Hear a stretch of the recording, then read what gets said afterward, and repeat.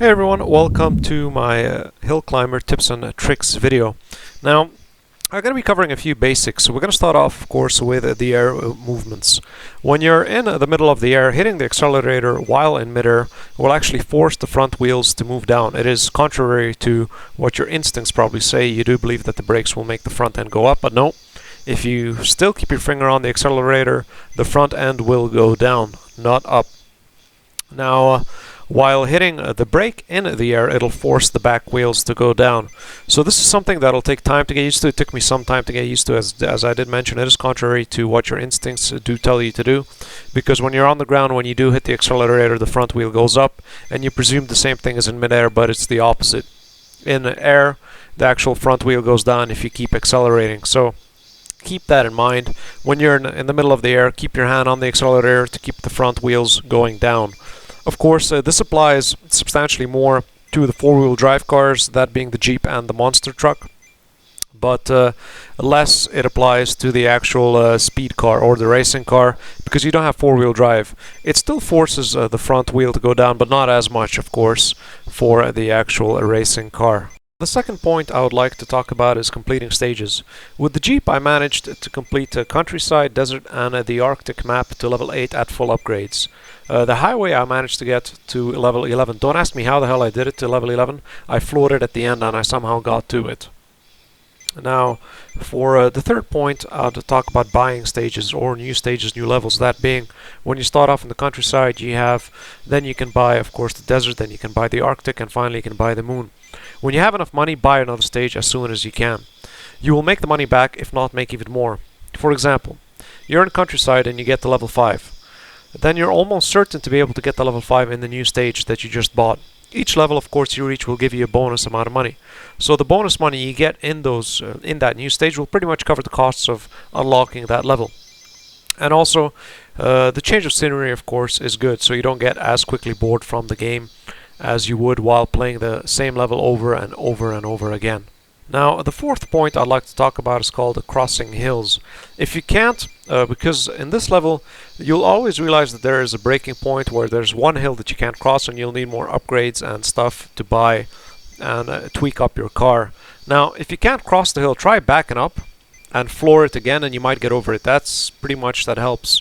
Sometimes, even on the way, when you back up maybe a little bit more, you realize that there's a small elevated bump or hump on the way there, and if you floor it and hit that hump, you shoot up and you'll hit probably halfway already up the hill, and you should pretty much be able to drive up the rest of the way. You know, that has happened to me a few times in a couple of places, and that pretty much did help me out. You know, I backed up even more. I realized that there was a hump on the way. I floored it, I hit that hump, it shot me up into the air, and I hit that hill halfway through, and I did manage to obviously drag the rest of the way up the hill. Now, for the fifth part is upgrading. If you can't get to the top even when you back up, then it's time to upgrade. Upgrading the engine gives you faster speed. Now, if you upgrade the engine and you realize you still can't get high enough, then the main upgrade in the game, of course, is wheels and tires. Now, the tires and wheels give you better grip and will cause you, of course, to go a little bit higher. Now, the four-wheel upgrade as well improves the grip like the wheels, but not as much, so you don't get such a better grip with the four-wheel drive. Both cases, your back wheels will always spin faster than your front wheels. That's why your front wheels will always hit the air when you start up and you floor it. Now, upgrading the suspension prevents the car from its front wheels lifting so high. Later on, you realize when you have it fully upgraded, they practically doesn't lift as much as it did before, and also doesn't sink as much when you impact the ground. You know, it makes it overall more stable. It also reduces the chances of the front wheels leaving the ground when you go up the hill. So that's also good to keep in mind. You know, you might have an issue when you're going up the hill, you keep flipping backwards. You know, upgrade the suspension and you won't flip that much backwards when you upgrade the suspension. Now, the sixth point I would like to mention is making money. When you would like to make money, the first thing I'd keep in mind is try to buy and unlock the moon level as soon as possible.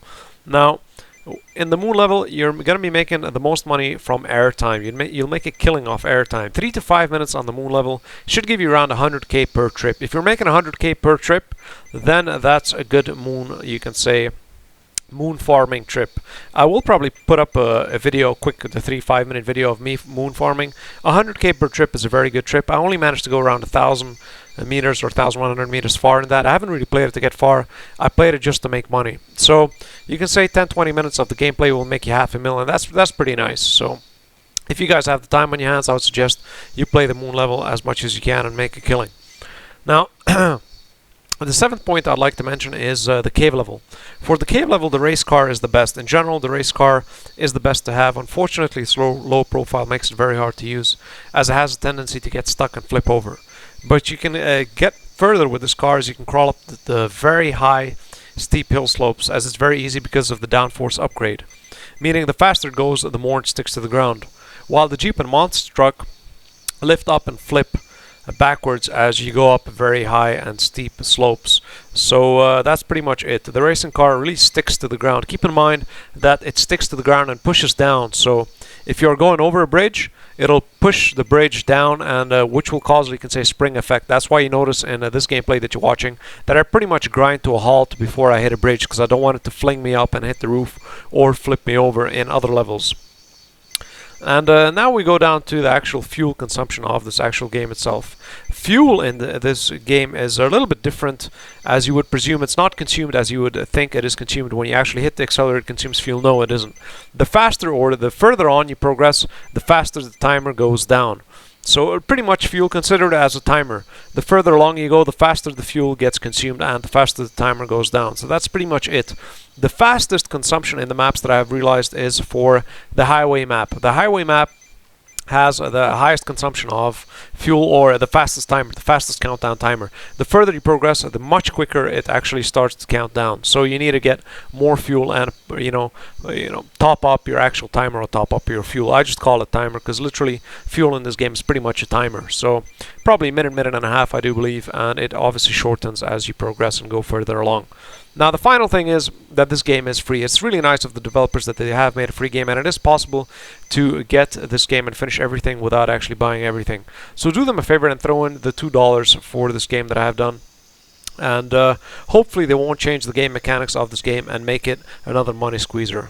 So that's pretty much it. I hope you guys enjoyed this tips and tricks. So don't forget to give it a thumbs up. Happy gaming, and see you guys in another video. Take care. Bye.